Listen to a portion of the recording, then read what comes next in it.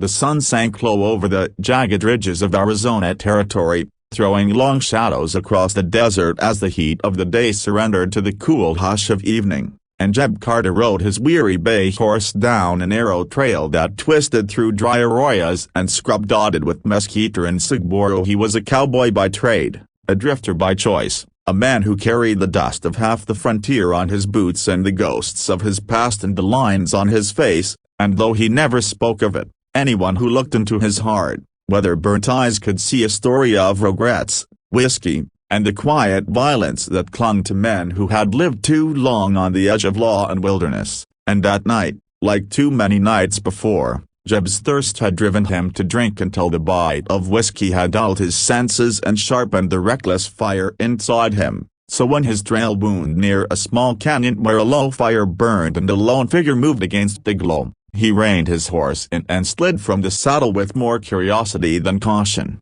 boots crunching in gravel as he crept closer, and there before him stood an Apache woman, young, proud, and tall, her long black hair catching the flicker of firelight as she bent to gather fallen branches, her presence commanding even in that simple task, and for a moment, even through the haze of drink, Jeb felt the breath catch in his chest because he had seen women before, both in towns and in camps, but there was something in her stance, something in her dark eyes when she looked up at him, sharp as obsidian and unflinching, that made him feel as though he were trespassing not just on Apache ground but on something sacred and untouchable. Yet whiskey and loneliness are a dangerous pair, and when she tried to move past him with a bundle of sticks in her arms, he reached out a rough, calloused hand and caught her by the arm, not with thought but with impulse, and the instant she turned to resist, struggling to free herself, his grip tightened, the motion clumsy and forceful, and in the struggle the fabric of her buckskin shirt gave way with a sharp tear across the shoulder, exposing skin where she had not given him leave, and the sound of that rip seemed to echo louder than thunder in his ears as she shoved him back with surprising strength, fire flashing in her gaze, her words hissing in a tongue he did not fully understand but whose meaning was as clear as anger, insult, warning, and in that sudden sobriety of shame he staggered, releasing her arm, his breath uneven, his mind clearing just enough to realize what he had done, for Jeb Carter was no saint but he was no monster either, and though whiskey had clouded his judgment, even he knew the weight of such an offense against a woman of her people, yet before he could speak, before he could apologize or explain or even beg forgiveness, she was gone, vanishing into the darkness of the canyon like a shadow swallowed by stone, leaving him with the echo of his own foolishness and the firelight dancing on empty ground,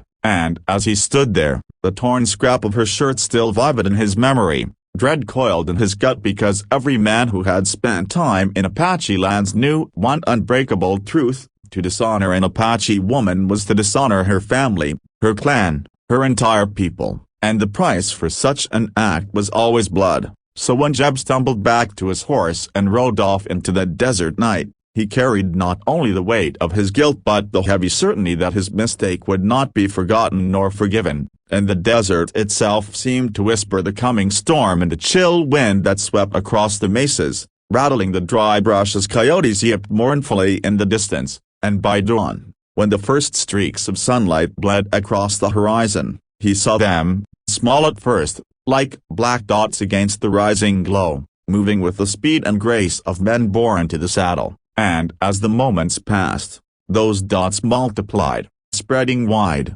forming a line that shimmered with spears, rifles, and painted faces until the ground trembled with a thunder of hooves, and Jeb Carter, hardened though he was, felt a coldness seize his heart as he counted aim at 10, 20, 50, then more, until the number grew beyond reckoning. 200 warriors strong, a sea of riders surging across the desert floor with cries that split the morning sky, fierce and unrelenting, their feathers whipping in the wind, their paint streaked in patterns of war, and at their head rode the tall, broad-shouldered chief, his gaze locked like fire on the lone cowboy who stood in their path, a chief whose eyes spoke of vengeance not for himself but for the daughter whose honor had been torn in the careless grip of a drunken drifter. And though Jeb's hand twitched near the butt of his Colt revolver, He knew the truth as deep as the marrow in his bone, as a one-man against 200 warriors was not a fight, it was a death sentence. Yet still he stood,